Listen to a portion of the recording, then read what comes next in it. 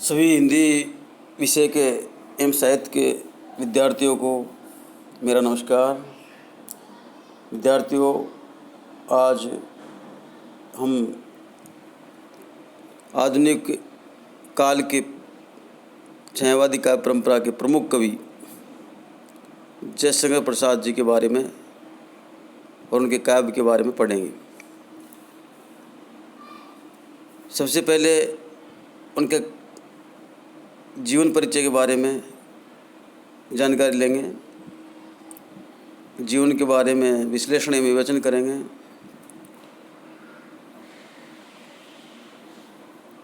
ये छायावादी काव्य के प्रमुख एवं प्रवर्तक कवि थे। इनका जन्म काशी के सुगनी साहू नाम से प्रसिद्ध एक संपन्न वैश्य परिवार में 30 जनवरी 1889 ईस्वी में हुआ था। इनके पिता का नाम बाबू देवी प्रसाद साहू था। इनकी माता का नाम श्रीमती मुन्नी देवी था। इनकी पत्नी कमला देवी थी। इनका तंबाकू का व्यवसाय था। इनके पिताजी साहित्य में अगाध अनुराग रखते थे, अतः बाल्यकाल से ही उनमें अपने घर में साहित्यकारों का जमघट देखा और इसी वातावरण में उनमें साहित्य सर्जन के बीज अंकुरित हुए। इनकी शिक्षा दीक्षा घर पर हुई। घर पर रहकर ही इन्होंने संस्कृत, बंगला, फारसी, हिंदी और अंग्रेजी भाषाओं का ज्ञान अर्जन किया। स्वाध्याय से इन्होंने वेद, उपनिषद, धर्म, संस्कृति, दर्शन, साहित्य तथा अन्य विषयों का ज्ञानार्जन किया। भारतीय इतिहास और बौद्ध दर्शन में इनकी विशेष रुचि रही।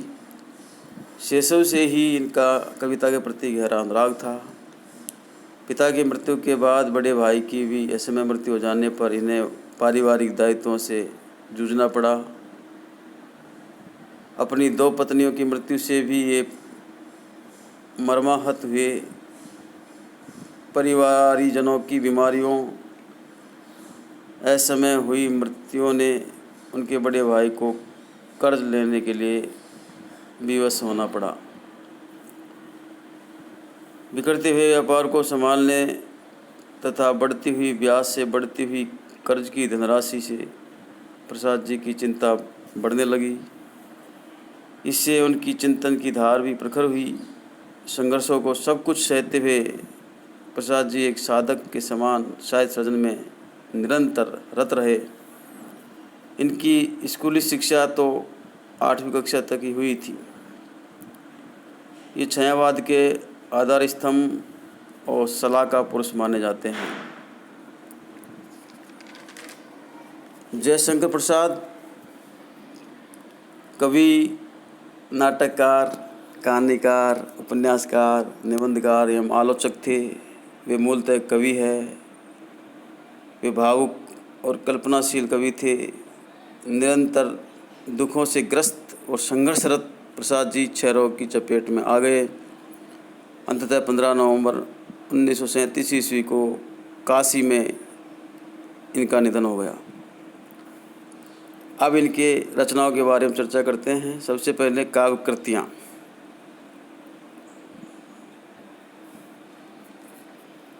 इनकी काव्य कृतियों में प्रमुख है प्रेम पथिक, कानन कुसुम, प्रेम राज्य, अयोध्या का उद्धार, महाराणा का महत्व, करुणालय, उर्वशी, वन मिलन, शोकोच्छ्वास, बब्रुभान, झरना, लहर, आंसू, कामायनी, चित्रधारा आदि। इनकी कुछ प्रबंधात्मक कविताएं भी हैं जो लंबी कविताएं हैं। शेर सिंह का शस्त्र समर्पण, पेशोला की प्रतिध्वनि, प्रलय की छाया और अशोक की चिंता, ये 4 प्रमुख इनकी प्रबंधात्मक कविताएं हैं। इन्होंने लगभग 1 दर्जन नाटक भी लिखे हैं। उनमें हैं एक घूंट, विशाख, ध्रुवशामिनी, राज्यश्री, अजातशत्रु, जन्मेजय का नाग यज्ञ, स्कंदगुप्त, चंद्रगुप्त, सज्जन, कल्याणी, परिणय, प्रायश्चित, अग्निमित्र आदि। कहानी संग्रह, ये कहानीकार भी थे। इन्होंने लगभग 100 कहानियाँ लिखी। इनके 5 कहानी संग्रह प्रकाशित हुए हैं, जो है छाया, प्रतिध्वनि, आकाशदीप, आंधी और इंद्रजाल। इनके 3 प्रमुख उपन्यास हैं, पहला कंकाल, दूसरा तितली और तीसरा इरावती, जो अपूर्ण है। तीसरा इनका पूर्ण उपन्यास रहा। और इन्होंने निबंध विधा में भी लिखा, काव्य और कला तथा अन्य निबंध के शीर्षक से इन्होंने निबंध लिखे। तो ये थी इनकी रचनाएं। अब हम इनके काव्य की संक्षेप में समीक्षा करते हैं। हिंदी कविता की परंपरागत इतिवृत्तात्मकता को तोड़कर छायावादी काव्यधारा की सर्वथा नई भावभूमि खड़ा करने का प्रवर्तन पूरी प्रौढ़ता, गंभीरता, शालीनता एवं गूढ़ता के साथ जयशंकर प्रसाद करते हैं। उनकी कविताओं में प्रकृति एक सचेतन उपादान है, तो मानव के लौकिक एवं पारलौकिक जीवन की वैविध्यपूर्ण झांकी चित्रित की गई है। उन्होंने अपने काव्य में अनुभूति, समरसता तथा प्राकृतिक सौंदर्य के चित्रण में अहम तथा ईदम का सफल एवं सार्थक समन्वय करने का प्रयास किया है। प्रसाद जी ने खड़ी बोली को ध्वन्यात्मक लाक्षणिकता, सूक्ष्मता प्रदान की तथा अपनी कविता में नए प्रतीक विधान तथा नए बिंब विधान द्वारा गहन अनुभूति को भावुकता तथा कल्पनाशीलता के साथ अभिव्यक्त किया। अभिव्यक्ति के सूक्ष्म तथा कल्पनाशील उपादान खोजने में प्रसाद की प्रतिभा अप्रतिम है। उनका काव्य छायावादी युग का सर्वश्रेष्ठतम काव्य है। प्रसाद जी ने प्रारंभ में ब्रज भाषा में काव्य रचना की, जो चित्राधार में प्रकाशित हुई। खड़ी बोली हिंदी में कविता लिखने से पहले प्रेम पथी की रचना उन्होंने ब्रज भाषा में की थी, किंतु बाद में उसे भी खड़ी बोली में रूपांतरित कर दिया। झरना के पूर्व की सभी रचनाएं द्विवेदी युग के अंतर्गत लिखी गई थी। इनके छायावादी स्वरूप के दर्शन सर्वप्रथम झरना में ही होते हैं। बाह्य सौंदर्य का चित्रण करते हुए भी इन्होंने सूक्ष्म और मानसिक पक्ष को बड़ी कुशलता से कविताबद्ध किया है। आंसू एक वेदना प्रधान काव्य है, जो अंत में विश्व कल्याण की भावना से जुड़ जाता है। लहर प्रसाद की गीत कला का उत्कृष्ट रूप लिए हुए है। लहर के गीतों में कहीं प्रकृति सौंदर्य का वर्णन है, तो कहीं प्रणय की तीव्र अनुभूति का, कहीं करुणा की व्यक्ति है, तो कहीं रसात्मकता का आरंभ होने लगता है। कामायनी प्रसाद जी का गौरव ग्रंथ है। इनका एक महाकाव्य है। यह ग्रंथ इनके सृजन का उत्तमांश है। ये इनकी अंतिम कृति भी है। इसका प्रकाशन 1935-36 ईस्वी में हुआ।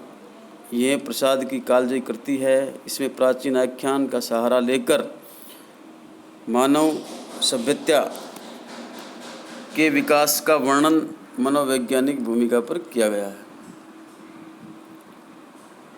इसमें जीवन में बुद्धिवाद ईड़ा के स्थान पर हृदय तत्व श्रद्धा की प्रतिष्ठा पर बल दिया और शैव दर्शन के आनंदवाद द्वारा आधुनिक जीवन को सुखी बनाने का संदेश दिया या देते हैं। उन्होंने अपने काव्य में भारतीय संस्कृति तथा राष्ट्रीय भावनाओं को प्रतिपादित किया है, किंतु उनका प्रतिपादन अत्यंत सूक्ष्म एवं कलात्मक है। इनकी काव्य कृतियों में भाषा, छंद, भाव आदि की विविधता दिखाई देती है। ये न केवल कवि थे अपितु एक सुलझे हुए चिंतक भी थे। इनकी काव्य कृतियों में इनका कवि और चिंतक रूप भलीभांति देखा जा सकता है। प्रसाद जी की भाषा संस्कृत गर्भित है, इस कारण उनकी भाषा का माधुर्य बढ़ा ही है, घटा नहीं। उसमें अधिक ध्रुवता भी नहीं आने पाई है। भाषा की ध्रुवता प्रतीकों के कारण है, प्रतीकों के प्रयोग के कारण है। शब्द चयन सुंदर है। आपके काव्य में पुरानी और नई, विशेषण विपर्य और मानवीकरण आदि दोनों ही ढंग की अलंकार योजना है। उपमाओं में सुखद नवीनता रहती है। वास्तव में जयशंकर प्रसाद छायावादी काव्य के प्रमुख स्तंभ, प्रवर्तक एवं सर्वोच्च कवि है। तो ये थी विद्यार्थियों छायावादी कवि जयशंकर प्रसाद के बारे में चर्चा। निश्चित रूप से आप इससे लाभान्वित होंगे।